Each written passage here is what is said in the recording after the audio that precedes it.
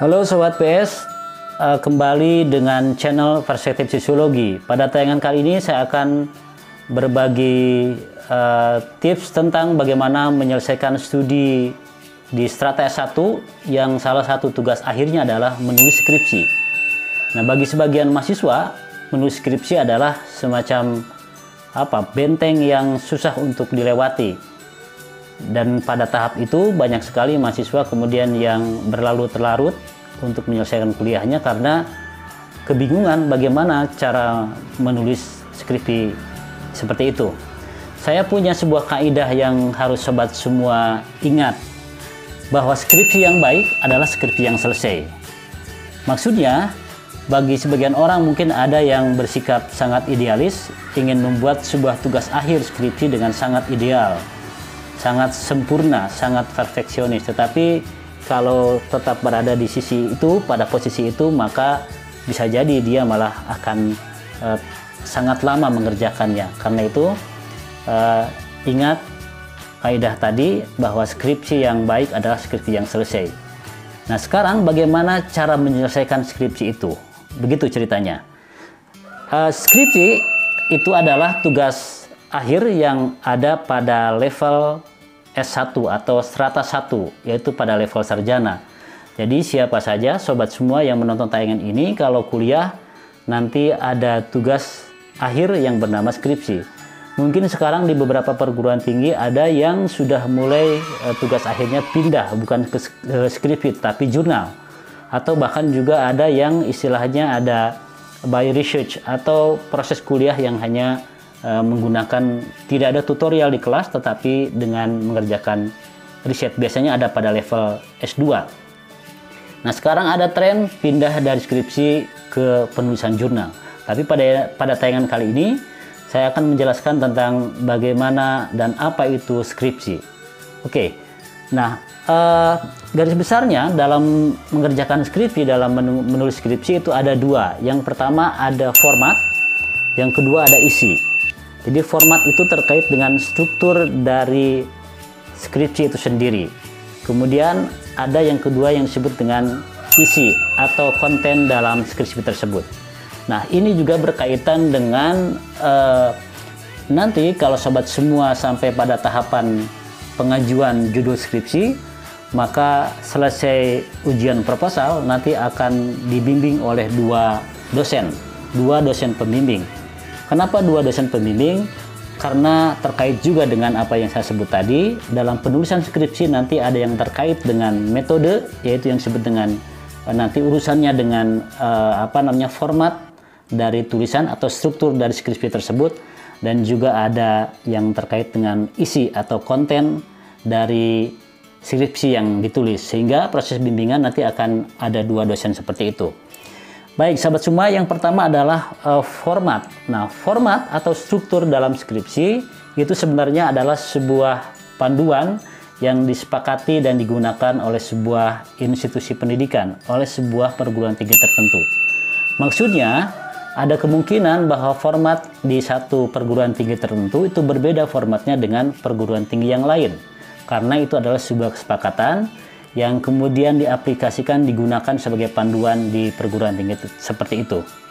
Tetapi secara umum sebenarnya format dalam penulisan skripsi itu memiliki kesamaan, bersifat umum, sehingga kita bisa menelaah, mempelajari bahwa secara umum format dari struktur skripsi kurang lebih ada kemiripan di satu tempat dengan tempat yang lain.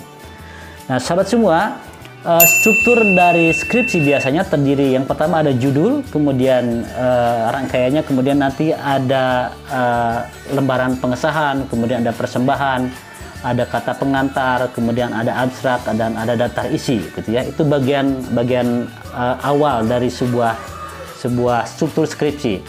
Yang kedua, struktur skripsi yang bagian dalamnya, yang pertama ada bab 1. Bab 1 isinya adalah pendahuluan. Kemudian bab kedua ada tinjauan pustaka, kemudian bagian ketiga ada metodologi penelitian, lalu di bab 4-nya nanti ada hasil dan pembahasan, kemudian di bab 5-nya ada kesimpulan dan saran. Kemudian ditambah yang terakhir adalah daftar pustaka. Ini adalah mungkin judul atau penamaan yang secara umum digunakan di perguruan tinggi manapun. Saya ulangi lagi, yang pertama adalah pendahuluan, yang kedua adalah tinjauan pustaka, yang ketiga metodologi penelitian, yang keempat hasil dan pembahasan, yang kelima kesimpulan dan saran, lalu kemudian ada daftar pustaka. Nah, itu adalah bagian yang saya sebut tadi sebagai struktur atau format dari penulisan skripsi. Begitu. Nah, kemudian nanti ada yang disebut sebagai isi. Nah, isi ini nanti terkait dengan pilihan teori yang digunakan oleh teman-teman, tema dan topik yang dipilih oleh sobat semua dalam mengajukan skripsi, kemudian cara penggunaan teori dalam riset seperti itu, lalu kemudian metodologi yang digunakan, dan bagaimana proses penelitian itu dilakukan, itu ada dalam yang saya sebut sebagai isi atau konten dalam sebuah skripsi. Nah, bedanya kalau dalam menganalisis isi itu tentu saja perlu proses yang lebih intensif. Kita harus membaca secara keseluruhan, kemudian bisa menemukan di mana kelebihan dan kelemahan, kekurangan dari sebuah tulisan di skripsi seperti itu.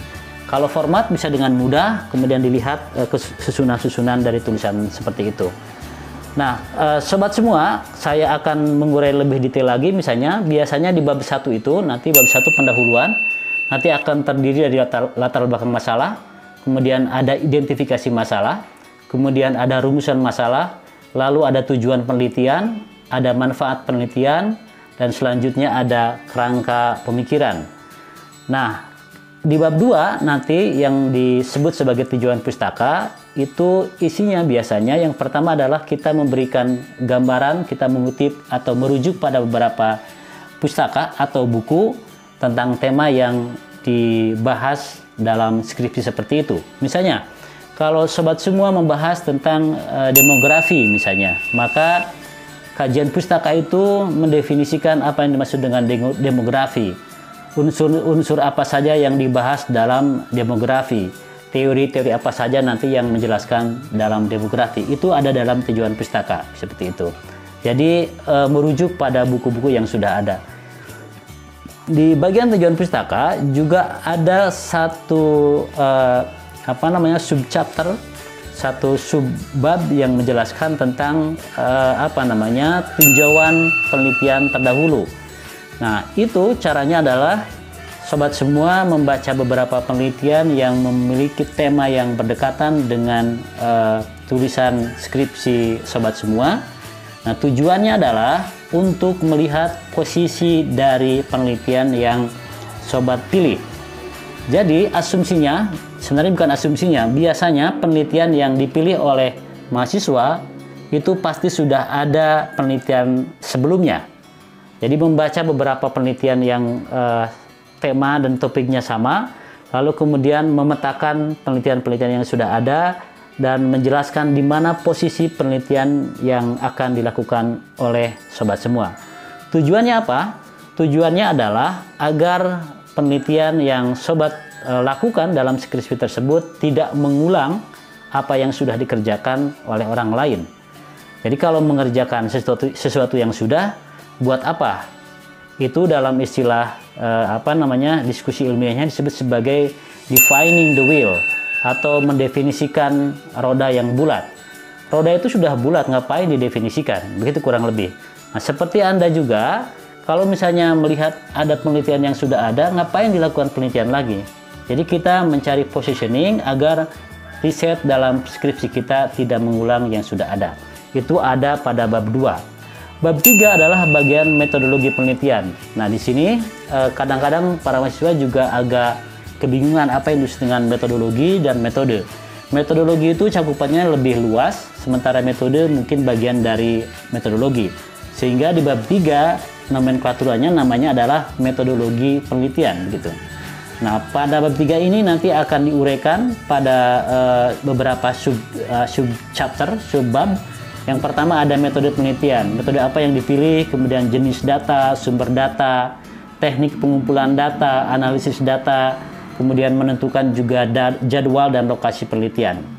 Metode penelitian itu ada, misalnya bisa memilih kualitatif atau kuantitatif, tergantung dari tujuan penelitian dalam skripsi yang sobat semua pilih. Dalam tayangan sebelumnya tentang metode penelitian, saya sudah menjelaskan bahwa menentukan metode kualitatif dan kuantitatif itu didasarkan pada tujuan dari penelitian seperti itu. Apakah penelitiannya akan mengukur satu variabel terhadap variabel lain, maka metode yang digunakan adalah metode kuantitatif. Kalau tujuan penelitian sobat semua adalah memahami satu realitas sosial tertentu, maka pilihlah metode kualitatif. Jadi pilihan metode tersebut bukan asal-asalan, tapi harus disesuaikan dengan tujuan dari penelitian seperti itu. Termasuk juga memilih tema dan topik yang akan diteliti. Yang kedua ada jenis data, nanti ada yang primer dan sekunder gitu ya. Selanjutnya ada sumber data. Sumber data itu nanti bisa diambil dari dari sumber yang primer juga. Yang primer itu adalah sumber-sumber yang nanti akan terlibat secara langsung dalam proses penggalian data.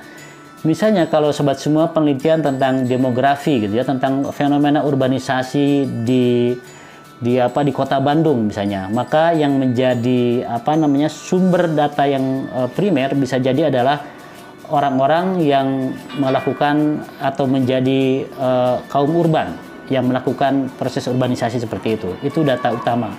Ada juga data sekunder. Data sekunder itu bisa diambil dari misalnya tulisan-tulisan lepas, baik itu tulisan seperti laporan penelitian, kemudian juga berita-berita di koran atau laporan penelitian yang lain. Itu menjadi sumber data yang kedua.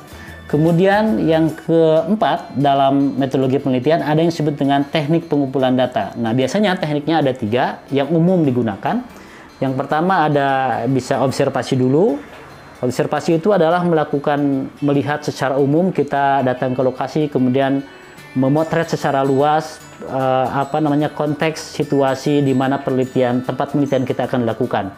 Cuma memotret begitu saja secara umum dan kemudian menjadi pemahaman dalam persepsi sahabat semua.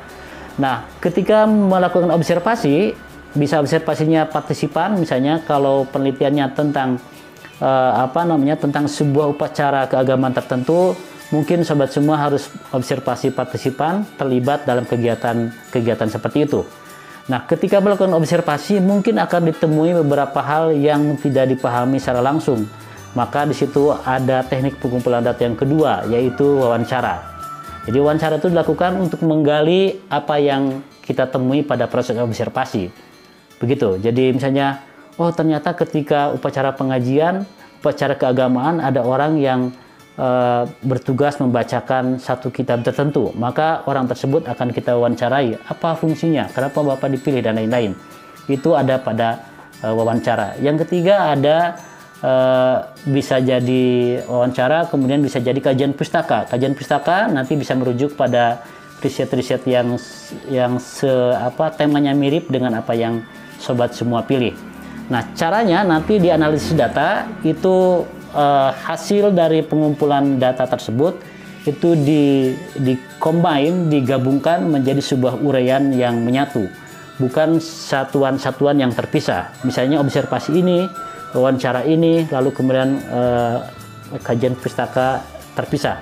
Jadi harus digabungkan menjadi sebuah penjelasan yang menyatu. Nah, pada bagian yang ketiga juga ada yang disebut dengan jadwal dan lokasi penelitian. Ini juga harus ditulis agar proses penelitian juga bertahap, kemudian teratur kapan akan melaksanakan kegiatan seperti itu. Kalau sudah ada timeline-nya, maka kita akan mengerjakan dengan lebih teratur dan terprogram seperti itu. Nah, sobat semua, dalam menulis skripsi juga ada problem yang sering kali menjadi kesulitan dari mahasiswa yang menulis skripsi, yaitu tentang tentang topik dan pilihan tema penelitian. Nah, saran saya adalah ketika sobat semua ingin memilih satu topik penelitian, itu bisa melakukan beberapa hal. Yang pertama, bisa melakukan apa yang dalam sosiologi disebut sebagai sociological imagination, melakukan imajinasi sosiologis. Imajinasi sosiologis itu sederhananya begini.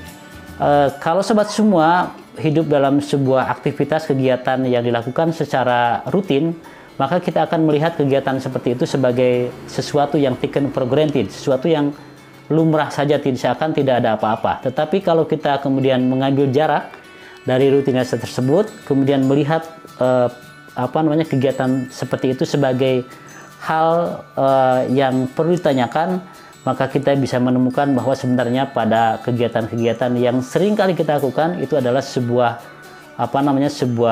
persoalan penelitian seperti itu. Di tayangan sebelumnya juga saya sudah menjelaskan tentang bagaimana kita memilih tema penelitian. Pertama, bisa melihat kesenjangan atau gap antara teori dengan kenyataan. Kalau sobat semua membaca teori tentang demografi, misalnya ada teori yang menjelaskan A, B, C, D, lalu kemudian melihat realitas yang berbeda, maka di situ sudah ada gap. Maka itu bisa dijadikan sebagai topik penelitian. Yang kedua, juga bisa melihat realitas satu regulasi tertentu dengan pelaksanaan regulasi tersebut. Misalnya, regulasi tentang protokol kesehatan, demikian, lalu kemudian dalam proses implementasinya berbeda. Itu bisa juga menjadi satu permasalahan penelitian dan jadi topik penelitian juga. Kemudian yang ketiga adalah melihat fenomena atau gejala-gejala yang relatif baru, misalnya dalam kehidupan sehari-hari. Misalnya, penggunaan smartphone, kemudian lahirnya beberapa platform media sosial yang baru, itu menjadi bagian dari kemunculan fenomena-fenomena baru yang juga direspon oleh kehidupan masyarakat, dan di situ kita bisa menemukan masalah penelitian. Nah, sobat semua, secara umum itulah yang nanti harus diperhatikan dalam menulis skripsi, yaitu tentang hal-hal yang terkait dengan format atau struktur dari skripsi, dan itu harus merujuk pada panduan yang disepakati di sebuah jurusan tertentu. Yang kedua, tentang isi itu nanti terkait dengan temanya apa, kemudian teori yang digunakan apa, bagaimana menggunakan teori tersebut, bagaimana menganalisis satu masalah dengan teori yang digunakan, apakah teori yang dipilih itu relevan atau tidak. Nah, dari dua hal tersebut nanti sobat semua akan mendapatkan bimbingan dari dua dosen, yaitu dosen yang terkait dengan metode, baik metode penelitian maupun metode penulisan, dan yang terkait dengan dengan konten atau isi dari skripsi tersebut. Nah, sobat semua, dengan beberapa penjelasan dari saya, mudah-mudahan kebingungan sahabat semua bisa sedikit berkurang, dan tentu saja harus dicoba bagaimana menulis skripsi yang sesungguhnya. Kalau hanya dipikirkan, pastinya tidak akan selesai. Demikian sobat semua, selamat mengerjakan skripsi. Sampai jumpa.